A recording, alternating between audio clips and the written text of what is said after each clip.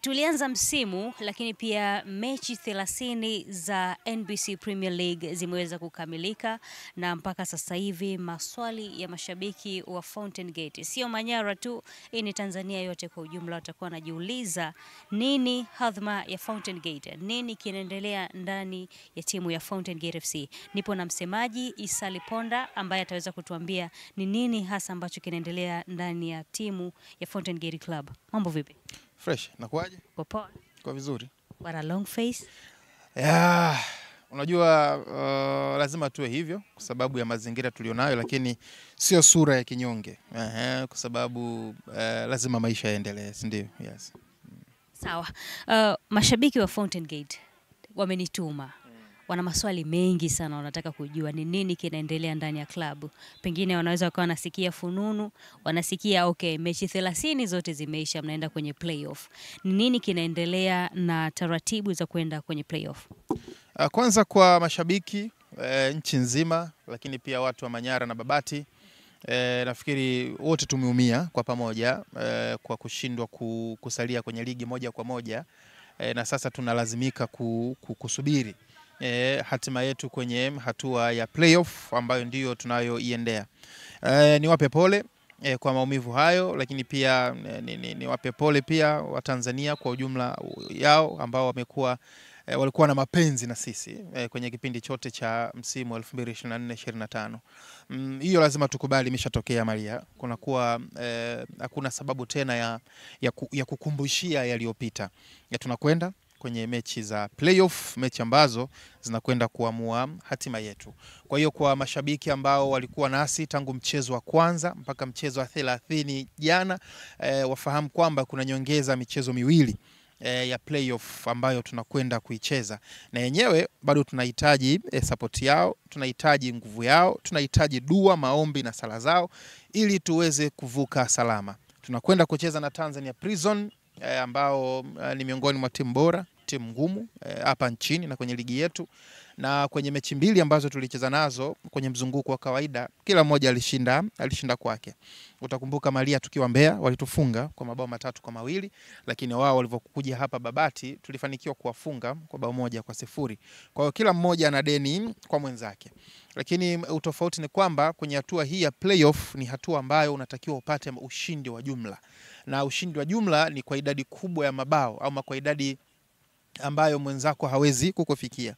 Kwa hiyo tunaanza kucheza tarehe 26 tukiwa hapa nyumbani Tanzanite kwa raha, kisha tutakwenda Mbeya tarehe 29.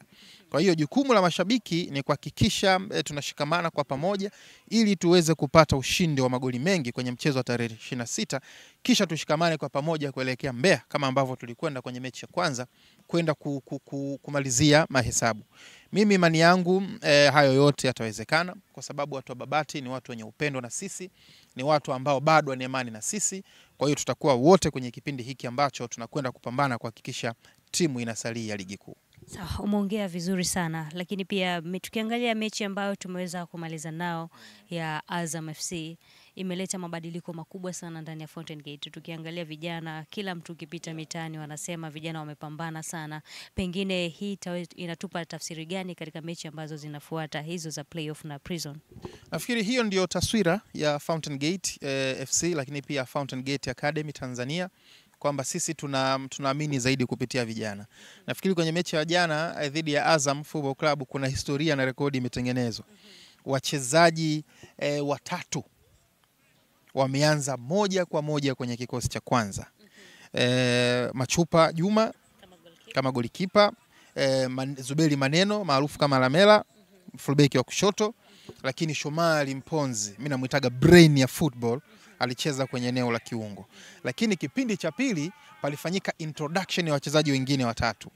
Hassan Mei, superstar wa Magugu, Hashim Kindemile, superstar wa Mvomero, pamoja na Hamad Ramazani Kasuku, superstar wa Kigoma.